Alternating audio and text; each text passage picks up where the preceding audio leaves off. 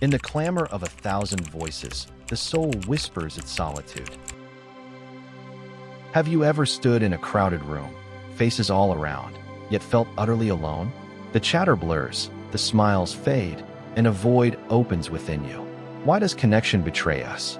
Welcome to Existential Aesthetics Chronicles, where we unravel the haunting paradox of loneliness in a hyper-connected world. Today, we dive into the piercing truths of Kierkegaard, Baudrillard, Chiron, and Camus to explore why we feel alone in a crowd.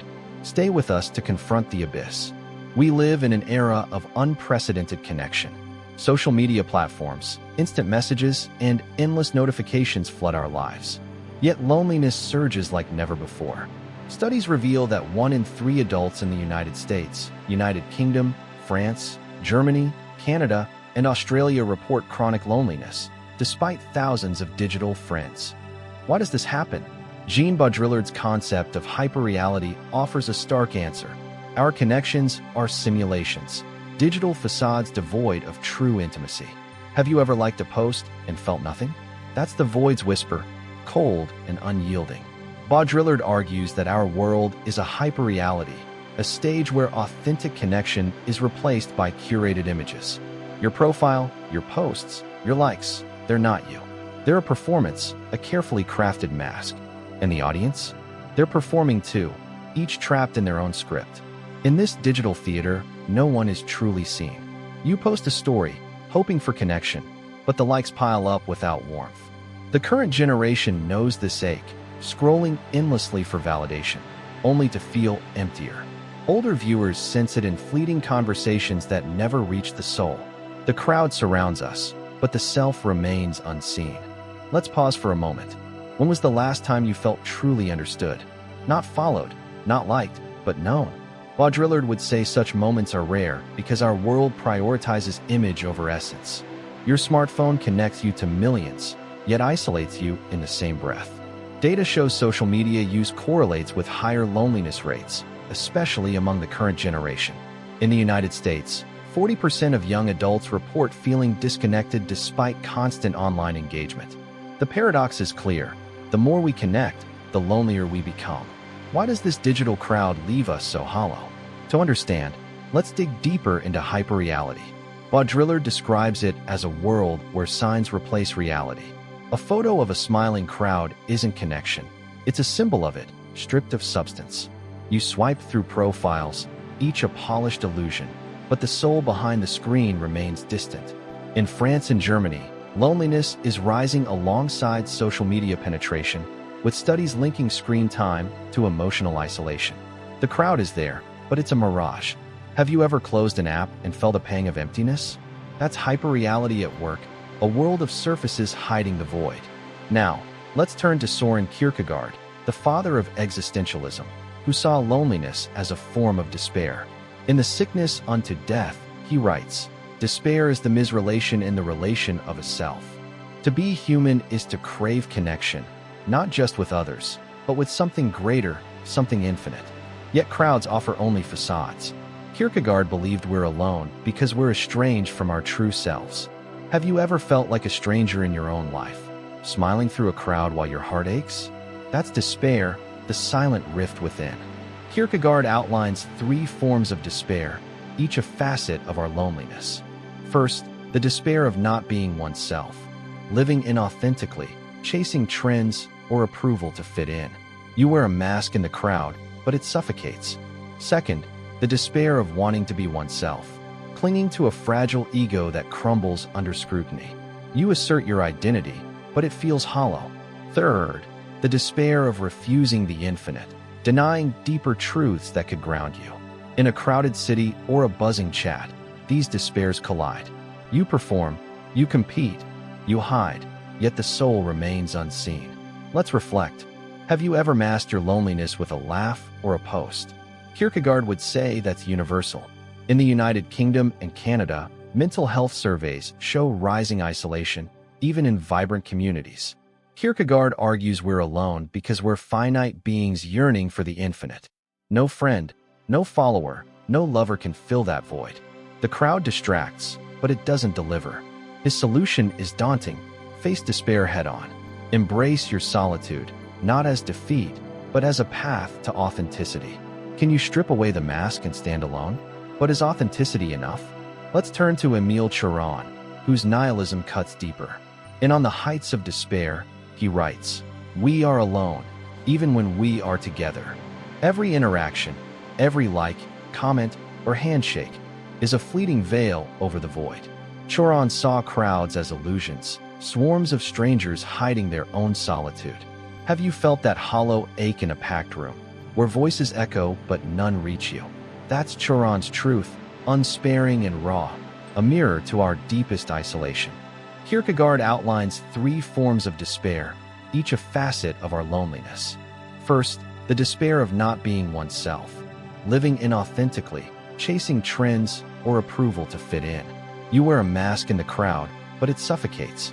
Second, the despair of wanting to be oneself, clinging to a fragile ego that crumbles under scrutiny. You assert your identity, but it feels hollow. Third, the despair of refusing the infinite, denying deeper truths that could ground you. In a crowded city or a buzzing chat, these despairs collide. You perform, you compete, you hide, yet the soul remains unseen. Let's reflect. Have you ever masked your loneliness with a laugh or a post? Kierkegaard would say that's universal.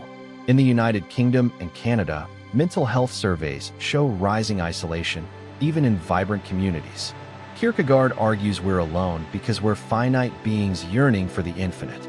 No friend, no follower, no lover can fill that void. The crowd distracts, but it doesn't deliver. His solution is daunting. Face despair head-on. Embrace your solitude, not as defeat, but as a path to authenticity. Can you strip away the mask and stand alone? But is authenticity enough? Let's turn to Emile Cioran, whose nihilism cuts deeper. And on the heights of despair, he writes, "We are alone, even when we are together. Every interaction, every like, comment, or handshake is a fleeting veil over the void." Cioran saw crowds as illusions, swarms of strangers hiding their own solitude. Have you felt that hollow ache in a packed room, where voices echo but none reach you? That's Cioran's truth, unsparing and raw, a mirror to our deepest isolation. Cioran believed loneliness is inevitable because existence itself is isolating. To be conscious is to be apart. We think, we feel, we suffer alone. Even love, he argues, is a delusion, a brief escape from the abyss. In a hyper-connected world, his words resonate with brutal clarity.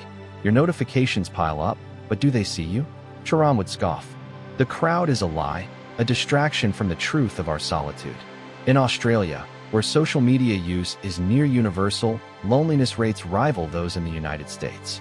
Why do we chase connection when it slips away? Let's linger here. When have you felt most alone? Was it in a bustling city, a lively party, or a quiet night scrolling through endless posts? Cioran says these moments reveal existence's core. Loneliness isn't a flaw, it's a fact. He rejects Kierkegaard's hope, insisting there's no infinite to save us. Yet there's a strange beauty in his despair. To face loneliness is to face yourself, stripped of illusions. Can you bear that clarity, or do you flee back to the crowd's noise?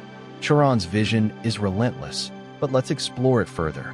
In The Trouble with Being Born, he writes, "To exist is to be alone. No app, no gathering, no follower count can change that. We post, we text, we mingle, chasing a connection that dissolves like mist." In Germany, urban dwellers report feeling lonelier than rural ones, despite constant social opportunities. Cioran asks, why do we persist? His answer is brutal, because we fear the truth. Loneliness is not a problem to solve. It's a condition to endure. But endurance can be a kind of courage. Let's pause again. Have you chased connection only to find emptiness? Perhaps it was a viral post, a crowded event, or a late-night chat that left you hollow. Cioran says these are veils over the abyss. His honesty is a gift, though it stings. To name loneliness is to reclaim it, not as shame, but as clarity. Can you sit with that truth, or does the crowd's clamor still call you? Cioran dares you to stay with the silence, to see what it reveals. Now, let's return to our digital age. Baudrillard's hyperreality amplifies Cioran's bleak vision. Social media creates a world where connection is a performance. You craft a story, you chase likes, you follow trends, but does it fill the void? In France, studies show the average user spends 2 hours daily on social platforms, yet reports feeling unseen. The crowd is virtual, yet the loneliness is real. Baudrillard argues that hyperreality traps us in a cycle of empty gestures. We follow, we like, we comment, but the self remains untouched. Think about your last post. Did it spark joy, or just a fleeting thrill? Baudrillard says our connections are signs without substance, pixels without souls. In the United Kingdom, loneliness is a public health crisis, linked to depression and anxiety. The current generation feels this acutely, surrounded by followers, yet craving connection. Older viewers know it too, in the silence after a crowded day. The paradox grows. We're wired for connection, yet wired to feel alone. How did we reach this point? Let's trace the roots. Modernity promised freedom through connection, cities, networks, technology. But it delivered isolation. Urban life packs us together, yet alienates. Kierkegaard saw this coming.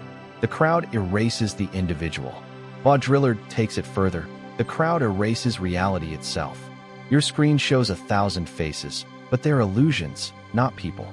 In Canada, urban loneliness rates outpace rural ones, despite constant interaction. Have you ever closed an app and felt emptier? That's the hyperreal at work, a world of surfaces hiding the void. But there's more to this story. The crowd isn't just digital, it's physical too. Cities like New York, London, Paris, and Berlin pulse with life, yet their inhabitants report profound loneliness. Why? The crowd overwhelms, but it doesn't embrace. You walk through a sea of strangers, each lost in their own world. Choron would say this is existence's truth. We're alone, even in proximity. His words challenge us to stop running, to face the solitude head-on. Can you do it, or does the crowd's noise still tempt you? Let's reflect one more time. When have you felt the crowd's weight, yet stood alone? Was it a packed subway, a buzzing party, or a quiet moment online? Choron says these moments strip us bare, revealing the soul's solitude. Kierkegaard would urge authenticity, Baudrillard would point to the illusion, but Choron demands we embrace the void. His nihilism is harsh, but it offers clarity. Loneliness is not a failure, but a truth. Can you find strength in that truth? Is there a way forward? Albert Camus, the rebel of existentialism, offers a glimmer. In the myth of Sisyphus, he argues we must embrace the absurd, life's lack of meaning, and find joy in defiance. Loneliness is absurd, but so is existence. Camus says, don't flee it, don't solve it, just live it. Accept solitude as part of the human condition, and it loses its sting. Have you ever found peace in a quiet moment alone? That's Camus' absurd joy, a fleeting victory over the void. Camus' Sisyphus pushes his rock, knowing it will fall. Yet he smiles. Can we smile at our loneliness? Kierkegaard would urge us to seek authenticity, even in despair. Choron would scoff, but even he finds poetry in solitude's depths. Baudrillard might shrug, pointing to the hyperreal crowd we can't escape. Together, they challenge us. Can we face our loneliness without illusions? Can we find meaning in the void? In Australia, where community is celebrated, loneliness persists, proof that no crowd can save us. Let's explore this further. Camus' absurdism isn't a cure, but a stance. He writes, one must imagine Sisyphus happy. To embrace loneliness is to defy its power. In the United States, mindfulness practices are rising as people seek to confront isolation head-on. The current generation meditates, journals, creates, finding solace in solitude. Older viewers may find it in reflection, in art, in silence. Camus asks, can you live with the absurd, knowing connection may never fully satisfy? But Choron lingers in the shadows. He rejects Camus' defiance, insisting loneliness is absolute. In A Short History of Decay, he writes, solitude is the air we breathe. Yet there's beauty in his bleakness. To know loneliness is to know yourself, unadorned. Have you ever found clarity in a solitary moment? Choron would say that's where truth lives, not in the crowd, but in the quiet. His nihilism is a challenge. Can you endure the void without flinching? Let's bring this home. Loneliness is universal, yet deeply personal. It's the ache of being human, conscious, finite. Kierkegaard's despair reveals our longing for the infinite, while Drillard's hyperreality exposes the crowd's illusions. Choron's nihilism strips away hope, yet offers clarity. Camus' absurdism dares us to find joy in defiance. Together, they ask, why do we feel alone? Because we exist. And in that truth lies both despair and beauty. As we close, let's carry this forward. Loneliness is not a flaw, it's a truth. From Kierkegaard's despair to Choron's void, we've unraveled why we feel alone in a crowd. Existential Aesthetics Chronicles invites you to face these shadows. Subscribe to dive deeper into the abyss. Share your thoughts below. When have you felt most alone? Let's confront the void together. Until next time, keep questioning, keep seeking, and face the solitude within.